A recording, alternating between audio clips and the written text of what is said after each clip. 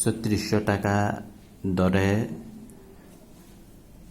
দুটি শেয়ার বিক্রয় করা হয়েছে, একটি 20% লাভে, অপরটি 20% লোকসানে। সব মিলিয়ে লোকসানের পরিমাণ আমরা নির্ণয় করব। দুটি শেয়ারের প্রথমে বিক্রয় মূল্য নির্ণয় করি। দেওয়া আছে বিক্রয় মূল্য, একটি শেয়ারের বিক্রয় মূল্য 3600 টাকা। তাহলে দুটি শেয়ারের বিক্রয় মূল্য, দুটি শেয়ারের বিক্রয় মূল্য 2 গুণন 3600, আমরা পাই 7200, 7200 টাকা অনলি।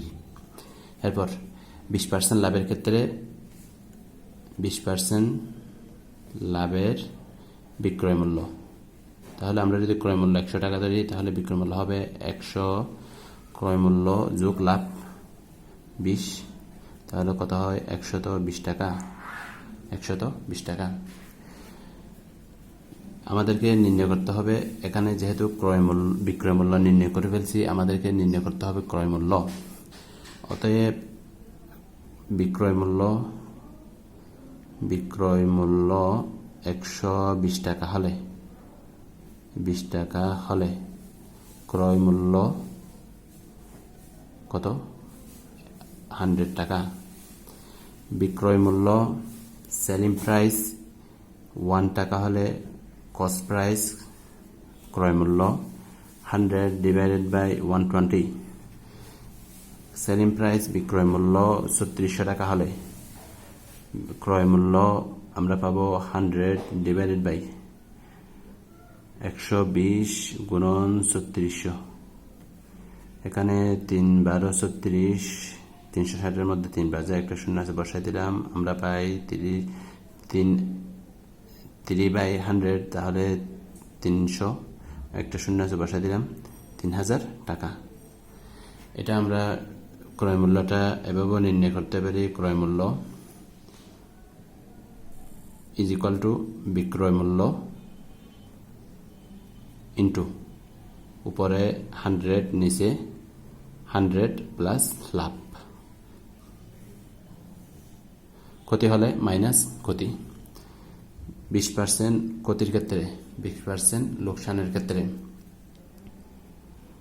20% লোকসানের ক্ষেত্রে ক্রয়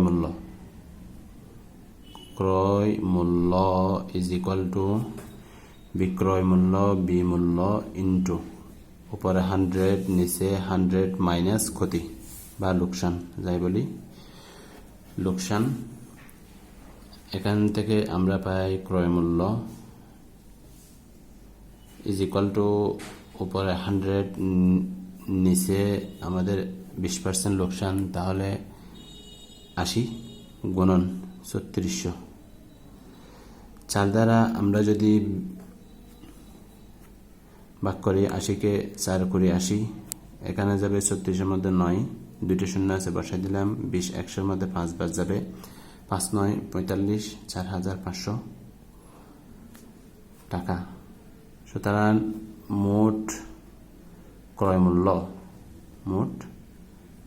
মূল্য হচ্ছে আমাদের একটা 3000, অপরটা 4500, টোটাল 4500। এখান থেকে আমরা যদি লক্ষ্য করি ক্রয় মূল্যটা বড় বিক্রয় মূল্য থেকে। বিক্রয় মূল্য আমরা পেয়েছি 7200, ক্রয় মূল্য 7500। যেহেতু ক্রয় মূল্যটা বেশি, অতএব আমরা বলতে পারি লোকসান হয়েছে। সুতরাং ক্ষতি বা লোকসান যাই বলি ক্ষতি। ক্রয় মূল্য বিয়োগ বিক্রয় মূল্য 7500, 7500 মাইনাস 700 2000 ইজ ইকুয়াল টু 300 টাকা।